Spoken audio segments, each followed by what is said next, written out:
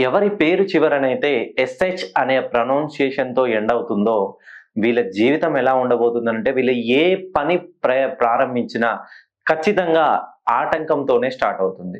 వీళ్ళు ఒక నా దగ్గరికి గణేష్ అనే ఒక అబ్బాయి కరెక్షన్‌కొచ్చాడు. సో, ఆ అబ్బాయి ఏం చేశాడనంటే, ఖాళీగా ఉన్నాడని. సో, ఒక చిన్న ఎగ్జాంపుల్ చెప్తాను వినండి. అబ్బాయి ఖాళీగా ఉన్నాడని ఆధార్ కార్డ్‌లో సర్‌నేమ్ చేంజ్ చేశాడు. ఆధార్ కార్డ్‌లో చిన్న సర్‌నేమ్ చేంజ్ చేయడం వలన సో, ఇంటి పేరు ముందు రావాల్సింది వెనక్కొచ్చింది. ఆ పేరు వెనక్కి రాపిచ్చుకున్నాడు. అలా రాయించడం వల్ల ఏమైందనంటే, ఈయనకి అనూహ్యంగా బ్యాంక్‌లో లోనొచ్చింది.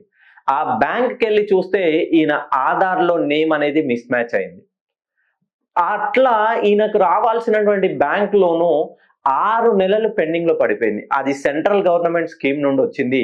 ఆ స్కీమ్ ఒక పేరుతో ఎవరి పేరైతే ఎస్‌హెచ్‌తో ఎండ్ అవుతుందో గణేష్, సురేష్, రమేష్, నితేష్ సో, ఎవరి పేరైతే ఎస్‌హెచ్ వీళ్ళు ఏ పని ప్రారంభించినా ఆటంకాలండి. ఎప్పుడు పనులు ముందుకు సజావుగా సాగవు.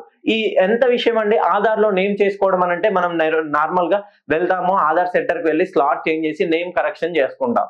సో, ఈయన చేసిన చిన్న పొరపాటు వల్ల ఈయనకు రావాల్సినటువంటి బెనిఫిట్స్ ఆగిపోయి సమయం వృధా అవుతుంది.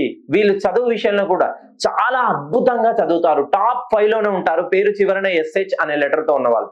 రమేష్, సురేష్, సతీష్, నగేష్, నరేష్, మహేష్ సో, వీళ్ళకి ఏ పని ప్రారంభించినా ఉద్యోగం చూసుకోండి. వీళ్ళు నచ్చిన ఉద్యోగం కొన్ని రోజులు చేస్తారు. తర్వాత ఆపేస్తారు. మళ్ళీ ఇంకో దగ్గరికి వెళ్తారు.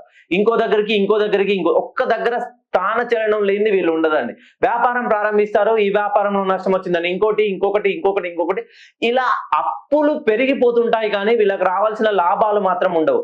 ఎవరి పేరైతే ఎస్‌హెచ్ ఉండి మీ పేరులో అక్షరాలు 6 ఉన్నాయో ఒకసారి మీ పేరుని ఖచ్చితంగా 180 డిగ్రీస్‌కి సెట్ చేయండి. మీ జీవితంలో కాన్స్టాంట్‌గా ఖచ్చితంగా మీ స్పీడప్ కోసం, మీ జీవితంలో మంచి డెవలప్‌మెంట్ కోసం 180 డిగ్రీస్ కనుక మీ పేరును సెట్ చేసినట్లయితే మీరు ఏ పని ప్రారంభించినా ఇంకా దానికి తిరిగే ఉండదండి.